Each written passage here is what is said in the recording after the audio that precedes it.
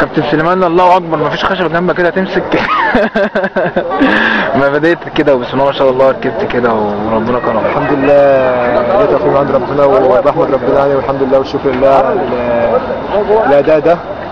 وطبعا ده كله بفضل الله يعني، وفضل كابتن رضا ومجهودات يعني الحمد لله. وبشكر برضو زمايلي اللي عملوا النهارده اداء فوق الوصف يعني، وربنا يكملنا على خير ان شاء الله. وصف راسك بس عادي بس وسط الفوز. على فكره عايز اقول حاجه طبعا، وانا من خلال موقع المتميز ده طبعا من خلال كاميرا الكابتن سعد عزام، عايز اقول بجد كابتن سليمان عبد ربه مدافع محترم، هو نتاج وافرازات جيل من قطاع الناشئين لنادي طنطا الرياضي. حابب ان اقول بجد ان سليمان ان شاء الله بنتظر مستقبل مبهر جدا، ونتمنى مع صعود طنطا الدوري الممتاز ان يكون بيمثل احلى ضد. ربنا يبارك فيك في احلى اشاد، ربنا يبارك فيك. سليمان جيم صعب النهارده، عصبيه شويه، كل مشدود عايز يفنش بدري. والله احنا النهارده كنا مشدودين طبعا فعلا يعني، الماتش ده ماتش الصعود والترقي، وطبعا الفرقه كلها يعني عايزين نجيب جول عشان نحافظ على الترتيب اللي احنا فيه ده، ونفضل من مكسب لمكسب ان شاء الله.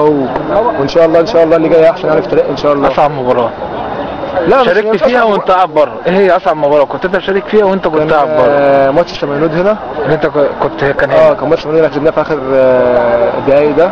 وكان ماتش المنصوره هناك برضه، ده كان من اصعب ماتشين اللي لعبناهم يعني. مبروك سليمان الصعود الترقي، واللي جاي صعب ان شاء الله. اللي جاي احلى ان شاء الله، وبس ان شاء الله الجماهير تساندنا وزي ما يكون ساندنا النهارده، وان شاء الله في خير يعني طنطا ان شاء الله.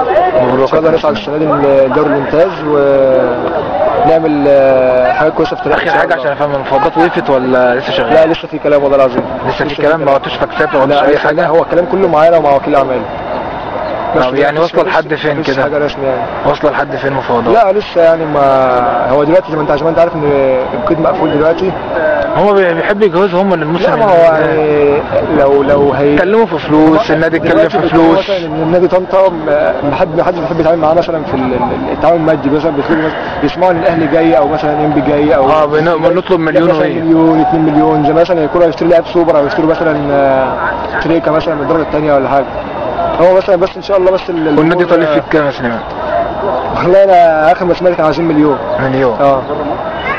بخلاف مشكله حسام غالي؟ غير مشكله حسام غالي ده مالناش دعوه بيها. بس ان شاء الله بس. والاهلي عايز يدفع كام؟ ايه؟ والاهلي عايز يدفع كام؟ يعني هو برضه لسه ما يعني الرينج اللي الاهلي قاله يعني 250 يعني 350 300,000 نص يا 300,500. يلا بالتوفيق ان شاء الله. وربنا يسهل ان شاء الله. بس النادي بس